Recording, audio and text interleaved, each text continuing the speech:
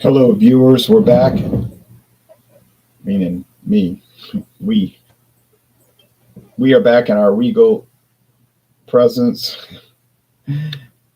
with an excellent taste challenge. White Horse blended Scotch whiskey introduced in 1890, aged 3 years. And if you read the website, they tout the Lagavulin. The flavor comes from the Lagavulin single malt Scotch. It is a Diageo brand these days. Now the competitor is the legendary Ballantines. They're claiming on the website the number 2 best-selling Scotch in the world, second only to Johnny Walker. And that's what they're saying. I don't know. They must know their numbers. There's the crest with the shield showing look like a rocket going into space, but some kind of something. A shock of wheat, a whiskey barrel, a copper pot still, 2 unicorns, a griffin, and 2 flags for the Kingdom of Scotland. The Kingdom of Scotland. Established 1827. Well, why did I say it was introduced in 1910? Well, that's when they introduced Ballantines Finest. They had been making Scotch since 1827. Okay.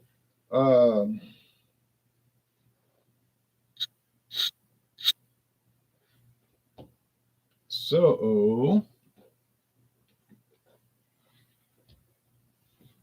now we can do the taste challenge. So both handle bottles. How do they compare in price? Let's see. Well, first, let's see. What does Diageo say about White Horse? A Guide to White Horse, blended Scotch whiskey. Traces its history back to 1883 from a guy who was a partner in Lagavulin Distillery in Islay. But then it says in 1890, they saw the potential of the international market for a high quality blended whiskey and proudly introduced White Horse to the world. Well, you can read it. I'll put the link below. They say the perfect serve is best enjoyed as a small, neat serve complementing a round of beers. So they're recommending that. This is the company, not me. They're recommending you drink it neat, and they're showing a shot glass with beer. Okay, well, hey, I'm not the guy. You are not my. All right, and they got so many things on this website. It is crazy. Craziness. So many brands, so little time. So this is running at like $33.99 at Total Wine, but my local store has it for $38.99. I don't live in, like Beaumont. This is where they got it closest place, so it doesn't do me any good. Ballantines, I can get that at Mathern's. I think I paid 20. I paid 23.99 for this big bottle. I'm not kidding.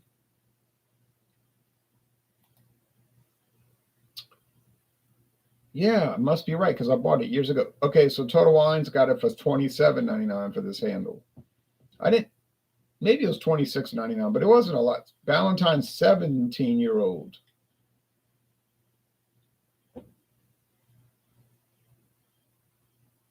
Whoa.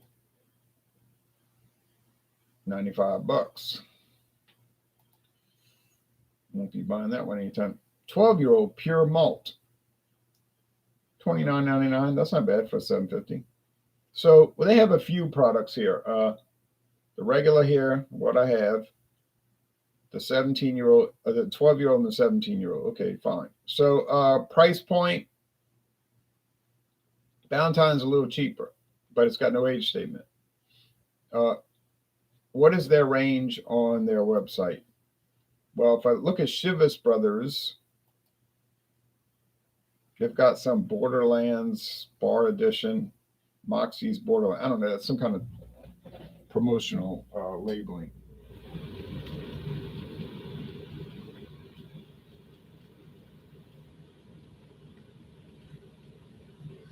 They do that because people like to collect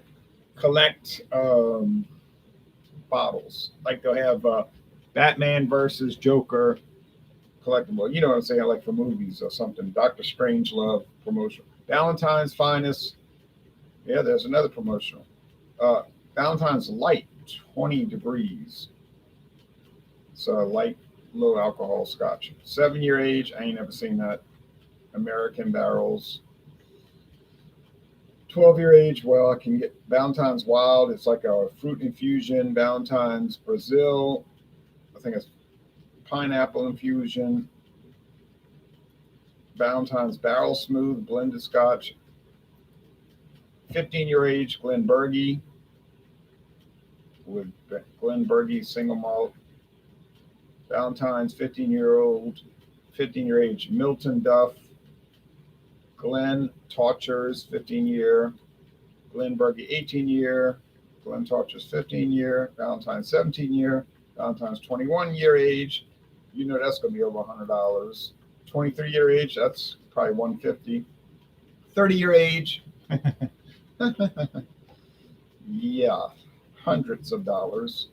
40-year age, well, now you better go check your credit. Okay, that's probably $1,000. It's, it's probably $1,000.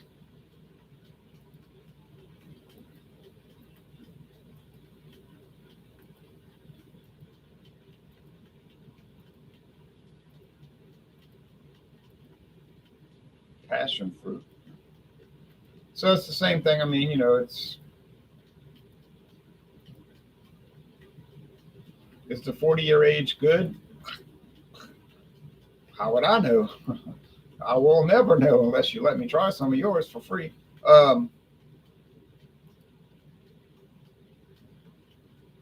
What are some other Chivas Brothers brands? Well, Chivas Regal. Everybody probably knows Chivas Regal. You may not know Hunter Piper's, but I have a bottle of that. Clan Campbell. I never seen that. Passport. I saw that the other day. I saw it. Well, I saw it earlier this month when I was in Alaska at a liquor store. Nice liquor store too. Is it any good? I don't know. It looked like it was something special. I never saw that. Abalor, single malt. Discover the portfolio. Abalor, Hunter Piper's, Clan Campbell, something special, Passport.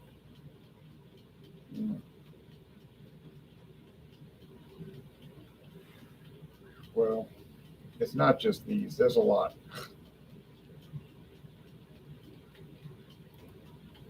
Too many. The Glenlivet. You've heard of Glenlivet. Who hasn't heard of Glenlivet? I got 2 bottles at my house right now. 2 bottles. Okay. Greg Cleaner says, back from Alaska. I say, yes. Yep. I couldn't bring anything back. I had a carry-on bag. I wasn't going to check. The lady's like, well, you could bring this hot sauce if you pay $30 to check it in a bag. I said, I'm not paying $30 to save a 93-cent bottle of hot sauce. Okay, but that makes sense. All right, so let's check this out. Enough said. I think that's enough. Nice golden color. I had heard about White Horse. It's a funny thing because people kept telling me, oh, you got to try that White Horse. And I was like, I never seen it. And then I went to the store and there it was. Well, the glare is too, from these lamps, the glare is too much. And there it was, the White Horse. Big bottle. Okay. Valentine's. Well, I wasn't searching for that because everybody had it. Mathern's had it. Walmart didn't have. I don't know. Some stores have it, some don't. Nice brown bottle. Brown protects it from the light. The clear won't work.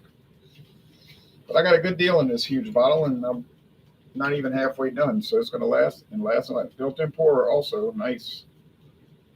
Yes, I love this product. I think that my friend David's like, it's so bland. There's nothing to it. I'm like, are you crazy? But people differ on things. I said, man, this stuff's so pleasant. It's so creamy like.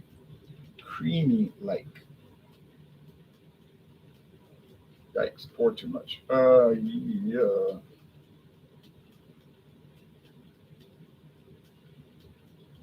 Well, that's not a whole lot. It ain't a whole little, but it's not a whole lot. All right, but I will. Okay, well, I'm gonna spruce it up a little bit, but I'm not boosting it up too much because I'm not trying to.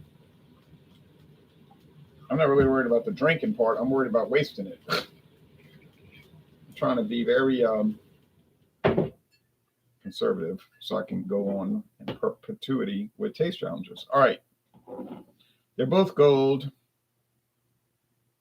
Just gold. You can see that. Now, what's better, Chivas Brothers or Diageo Scotch whiskey? Oh, they're both big companies. I'm sure it's about a tie, more or less.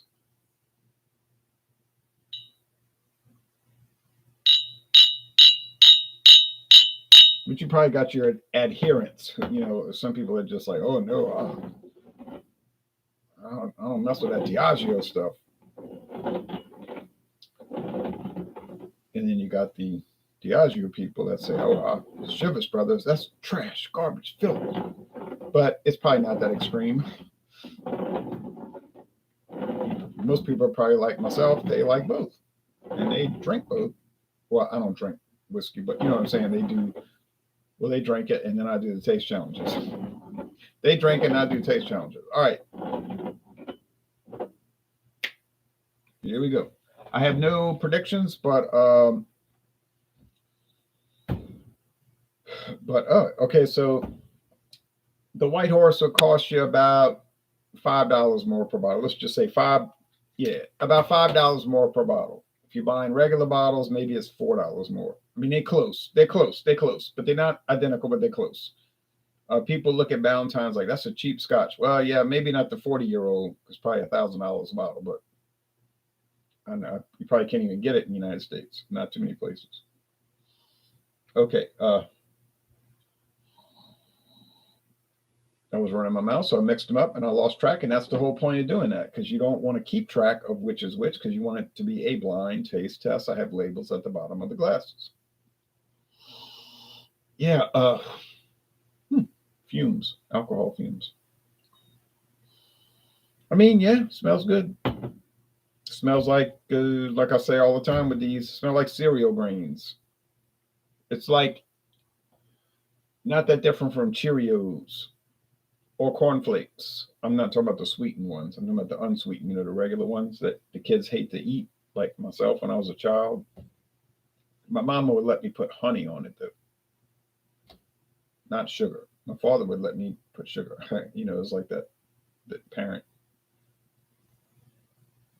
One parent's got one thing. One parent's got one thing. All right.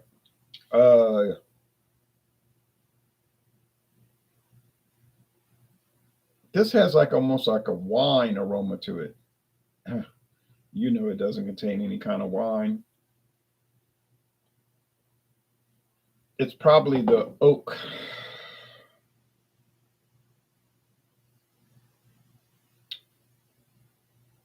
How about the Lagavulin? How about the Isla Scotch? How about the smoke? You notice I haven't said anything about smoke, peat, sea salt, iodine, or any of those things. You know why I haven't said that? Because I haven't encountered that. I have not smelled that. I have smelled sweet, honey-topped bread, mainly just bread. Now, you say you're crazy. No one drinks Scotch and says bread. Well, I'm drinking it. Well, I haven't actually tried it yet, but I'm smelling it, and it smells bready to me, like beer smells bready to me, because bread's made from grains, and beer is made from grains, and whiskey's made from grains. All right.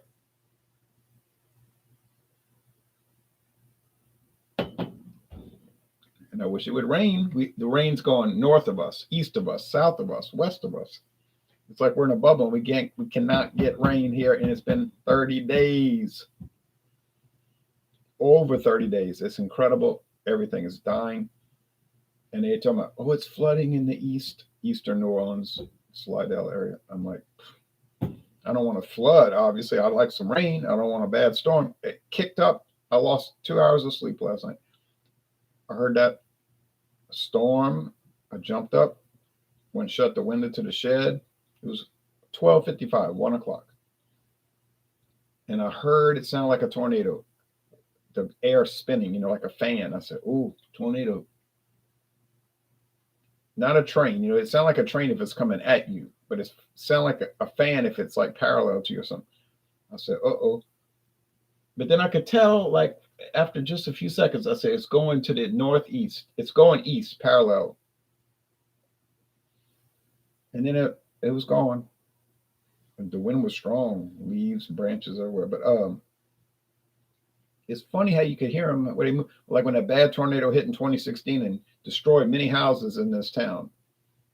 I mean, flattened. I could hear it out there in that field. It sounded like a big box fan, but a fan that was like 100 feet tall and 100 feet wide. I was like, ooh. But then I could tell it went northeast, and then it was east-northeast, moving fast. I said, oh, it's leaving. It never did rain. And I said, well, that tornado wasn't too bad. I heard the sirens, and then I said, it wasn't too bad. But then somebody's telling me on Facebook, it destroyed all kind of houses. What are you talking about? I said, I'm going from my reference point here. I'm not over there. I felt terrible about it, but I wasn't going to take any schooling from somebody telling me, get on my case. I'm like, okay, I can understand you panicking and you were closer to the destruction and all of this, but it's not like I was trying to be, what I'm saying, like a blasé about it or think it wasn't important. I only could use my reference point. Now, as I learned more later, it was a very bad storm, a tornado, a cyclone.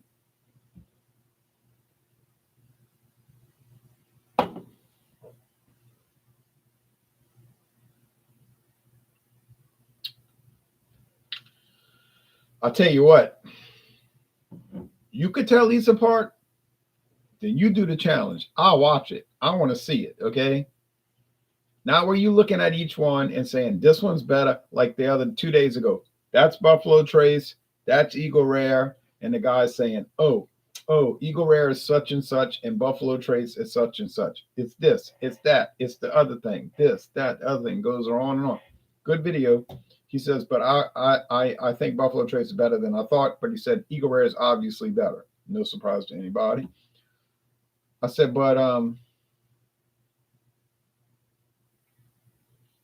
really, I'm not saying this to be ugly or sarcastic, but I'm saying really, if you want to do it right, you do a blind taste test. Not I'm looking at the bottles and this one's better or whatever. No, do it blind because you're thinking you could tell them apart, but can you really? I never thought I could necessarily tell these two apart, so I'm not even prejudiced in that sense. But I want to make sure I'm not being that way in any unaccounted bias, subconscious bias. So that's why I'm doing it blind. Let's go with the second taste.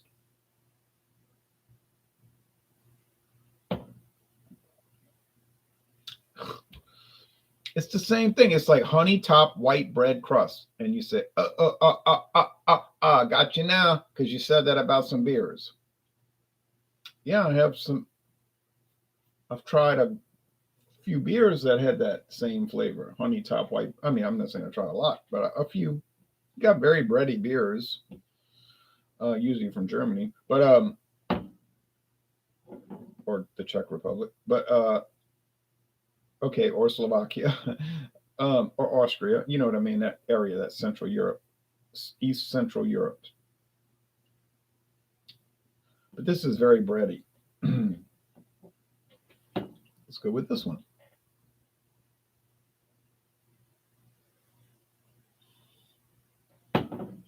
Almost thought I smelled smoke.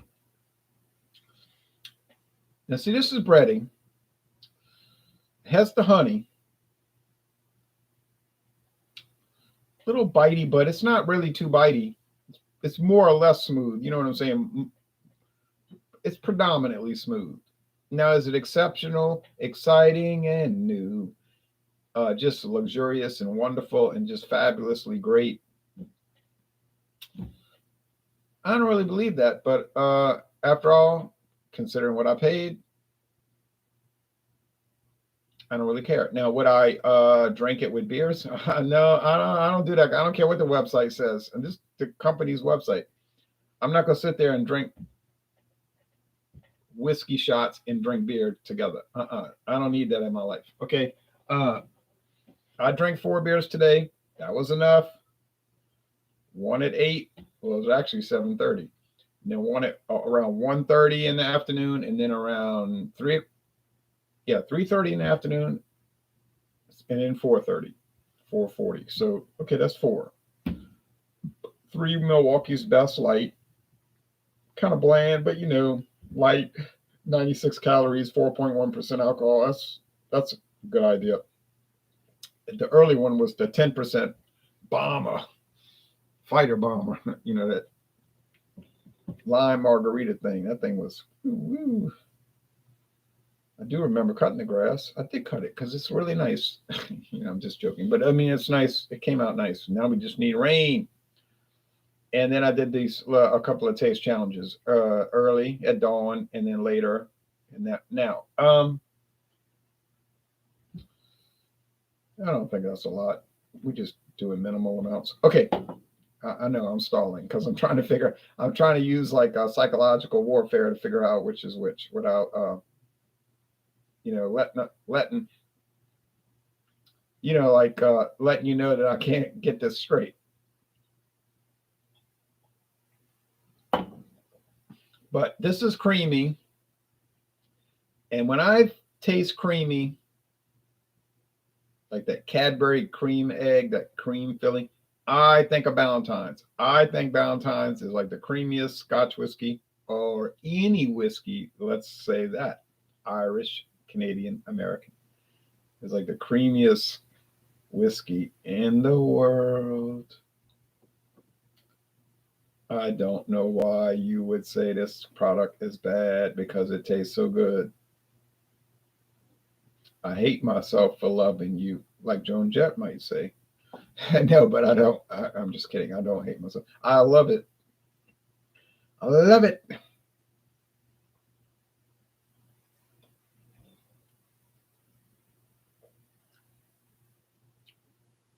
Smoothest thing in the world. No, now am I? I'm gonna feel played if I get it wrong. I'm gonna really feel bad. But here we go. I'm scared. Like I'm really terrified. Oh, damn you! Damn you all out! Oh man. Well, sorry, Chivas Brothers. I was about to build you up and send you off with good. I was about to send you off with glittering generalities. No, damnation. I got it wrong. Let me tell you. I just said how creamy it was. That was the stinking rotten white horse. Well, white horse, you screwed up my whole taste challenge. I didn't need you to be creamy and smooth like that because you made me think you was Valentine. So that is not fair at all.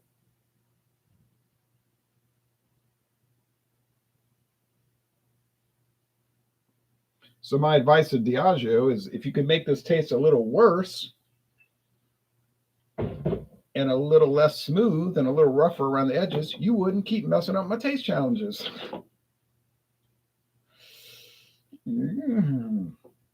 That's the ticket. Stop screwing up my taste challenges by making a cheap scotch that tastes way better than it's supposed to taste.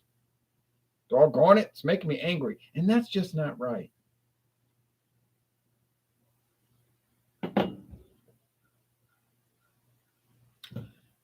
But what did I say earlier? I'm having a hard time.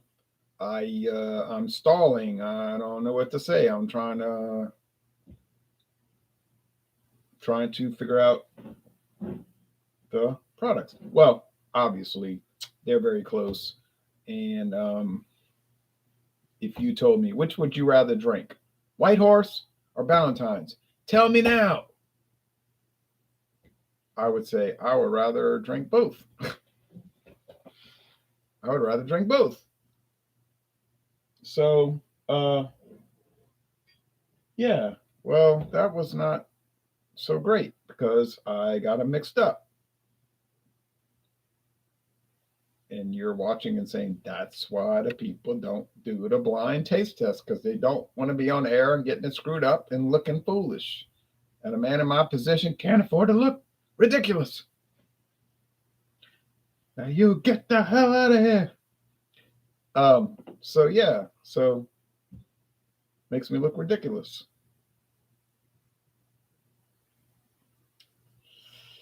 Yeah.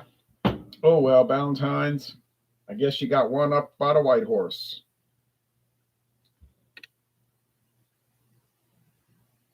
Yeah, I might have to ride a painted pony, let the spinning wheel. Tomorrow is Georgia Beers, says Hector. Yes. Uh, Almost 24 hours from now. Not quite. Oh, it's actually over 24 hours. What I mean is not exact. It's a little bit over 24 hours from now. We're planning to do any beer from Georgia. Any beer from Georgia. You say, well, I got a bottle of Miller High Life. It's from Albany, Georgia. Would that qualify? It's from Georgia. Well, I mean, technically, it would qualify. In a technical sense, it would qualify. It's not really what we're talking about. We're talking about beers that are specifically from Georgia. But if you want to press the issue and you can show me that Miller High Life is from Albany, Georgia, fine, you can join. I would prefer if you didn't do that, but if you want to, fine.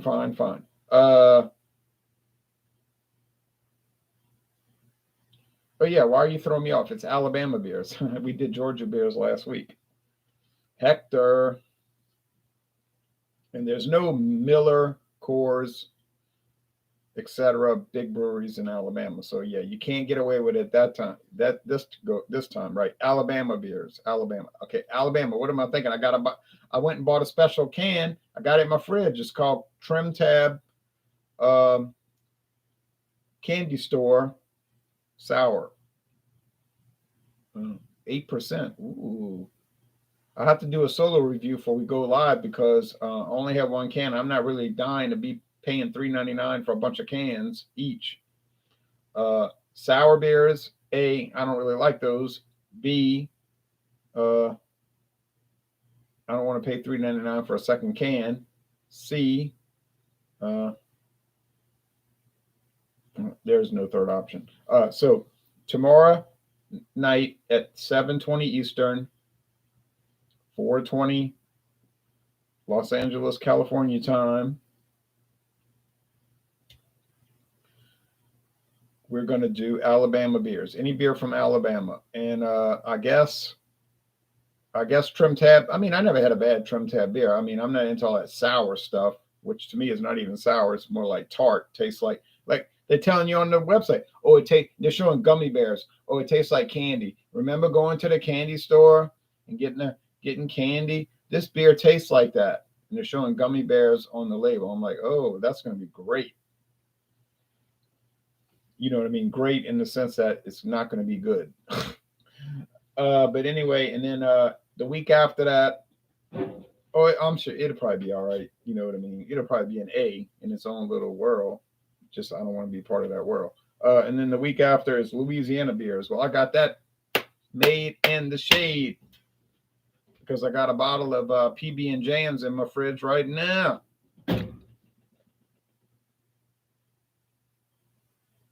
PB and Jams, peanut butter and jelly beer. How you like that? KS says, hi, Ron. What variants of Johnny Walker have you yet to try? Well, it would be a lot easier to tell you which ones I have tried. I've tried Johnny Walker Red Label. I've tried Johnny Walker Double Black. I've tried Johnny Walker Gold Label Reserve. I have all three bottles here at my house. I've tried Johnny Walker Blue Label. Well, I finished that off last week, so that's gone. So that's 4. Let's see, 4. Johnny Walker. Yeah. Well, I think that's it. Only 4. Just 4. Never tried the Fire and Ice. The ice version, the fire version. Heatmeister, Mr. Freeze. I never tried those from the TV show. I never tried the Green Label, the Platinum, the King George V, or any of those, any of those things. But we're getting through it. And what's my opinion of Johnny Walker products so far? Favorable, favorable. Not too happy. I paid 242 plus some change for the Blue Label, and it wasn't really that good, But it was an A 95. You said, well, 95, so 95 out of 100. Yeah, but for that price, it should have been 105 out of 100. You see what I'm saying? 105 should have been an improper fraction.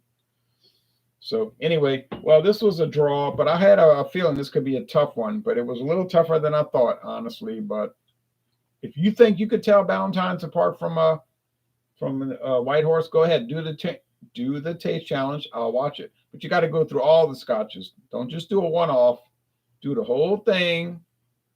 You could do it once a day, or do it once a week if you don't want to do too many. And got to be blind, and then that'll prove it. That'll prove something. Otherwise, it doesn't really prove anything. Actually, it proves nothing. But you could take a horse to water, but you can't make them drink.